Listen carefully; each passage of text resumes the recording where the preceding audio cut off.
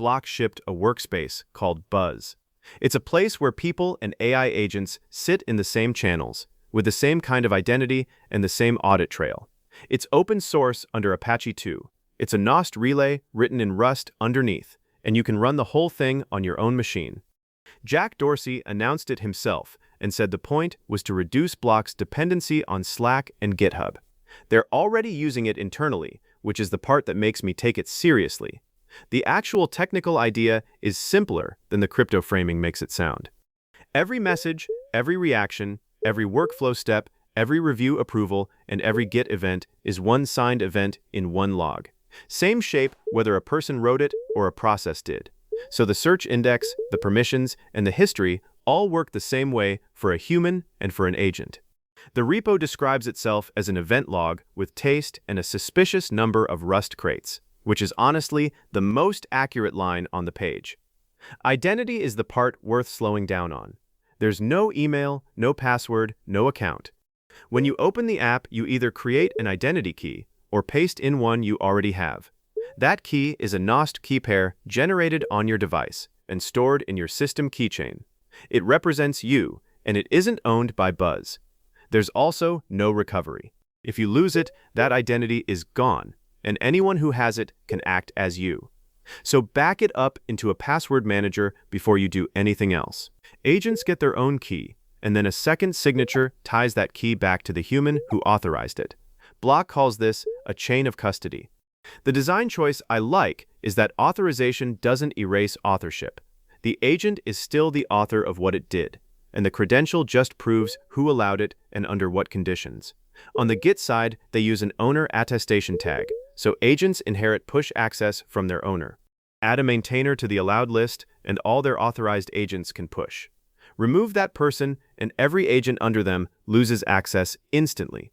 Compare that to handing an agent your own login and hoping for the best, which is what most teams are doing today. Getting it running is easy. Grab a build from the releases page, a .dmg on Mac, a .exe on Windows, or an app image or deb on Linux. Install it normally. By default, the desktop app points at WebSocket localhost port 3000. So if you're connecting to a relay someone shared with you, set the Buzz relay URL environment variable before launching, or just switch relays inside the app. After the identity step, you land on the agent harness screen, and Buzz scans your machine for coding tools you already have. On mine, it found the Codex CLI right away and showed the CLI as detected, but the ACP adapter as missing. One click on install, a few seconds, and the status flips to ready. I went with Codex here on purpose. You need at least one harness before you can continue, and there's no config file to touch. The important detail is that the agent runs locally through your existing Codex install, so it bills against the OpenAI subscription you already pay for. Buzz doesn't add a separate meter on top. Then you pick a default harness and model, and you can override that per agent later. So one agent can run on Codex while another runs on Claude Code or Goose, and they sit in the same channel. The bridge that makes that work is called Buzz ACP, which speaks the agent client protocol. Because it's a standard, the agent doesn't need to know what tools it's calling, and the tools don't need to know what agent is calling them. Communities come next.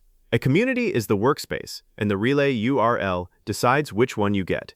In the setup that ships today, one relay serves one community. You can join with an invite, create your own through Block's hosted option at buzz.xyz, or point at a relay you're running yourself. No price has been published for the hosted side anywhere.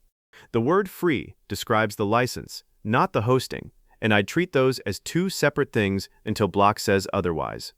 Inside, it looks like a normal team chat app.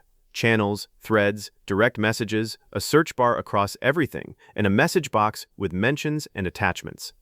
Beyond that, there are canvases, which are a shared document per channel that agents can read and write through MCP tools. Media uploads with comments you can pin to a specific frame of a video. Typing indicators that agents also broadcast, and voice huddles. Search covers the conversation, the patch, the workflow run, and the approval together, because all four are the same kind of event. Creating an agent takes about 30 seconds. You name it, write instructions describing what it should do, pick the harness, and optionally set a model just for that one. There's a catalog of pre-built agents where you can read the full instructions before adding them, which is a nice touch. Under Advanced, there are two settings I'd pay attention to. One controls who can talk to the agent, and it defaults to only you. The other is Parallelism, which sets how many things it can work on at once. Every agent card has an activity log, and since each action is a signed event, that log is actually evidence, and not just a feed. There's also a Stop All Running Agents button, which you will eventually be glad exists. Testing it, I asked my Codex agent to summarize a channel, and it pulled the thread history and posted a clean answer with links back to the source messages. Agents can mention each other and hand work off, but in the current build, the reliable trigger is a human mention. My read is that's deliberate loop prevention, because two agents pinging each other in a circle would burn tokens fast. The Git side is more real than I expected. The relay hosts repositories over standard smart HTTP, so a normal Git clone and Git push just work, and your key signs the push.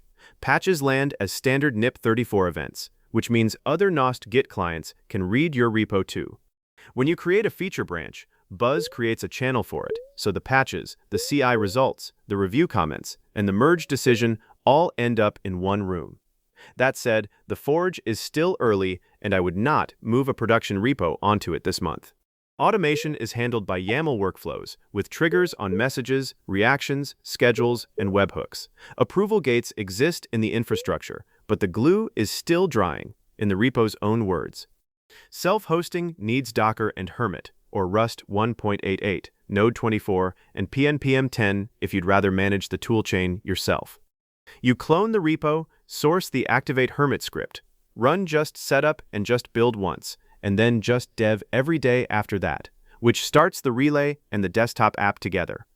On Windows, you also need Git for Windows, because the agent shell tool runs commands under bash, and you can point it somewhere else with the Buzz shell variable. Architecture is a Rust relay on Axum with Postgres for events and full-text search, Redis for pub/sub, and S3 or min.io for media.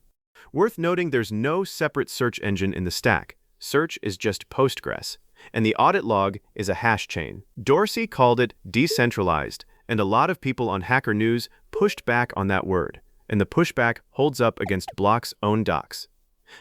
There's no peer-to-peer exchange between relays, no gossip layer, no replication. Every read and write goes through one relay that the repo itself calls the single source of truth. What you actually get is self-hosting plus portable identity, which is genuinely useful, but it's not a network that survives a takedown. A Slack employee in that thread also raised a real concern about data leaking between multiple agents sitting in shared channels, and I don't think that's not fully answered yet. Block's own position is worth a mention too. The company posted a net loss of around $308 million in the first quarter of this year and cut headcount hard, so a long commercial fight with Salesforce and Microsoft isn't obviously on the table. Their head of AI capabilities has said hosting a 10-person open-source project is cheap, and replacing enterprise Slack would need a different arrangement. The honest read is that Buzz is a strong internal tool that Block opened up, and the thing to watch over the next year is whether anyone outside Block actually runs their own relay.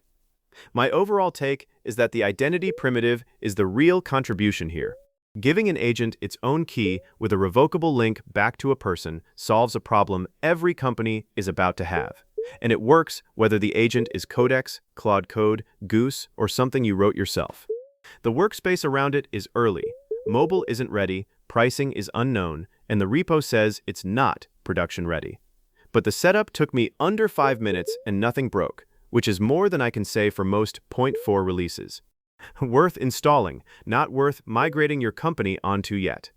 Let me know what you think in the comments, and if this was useful, a thumbs up and a subscribe helps a lot. See you in the next one.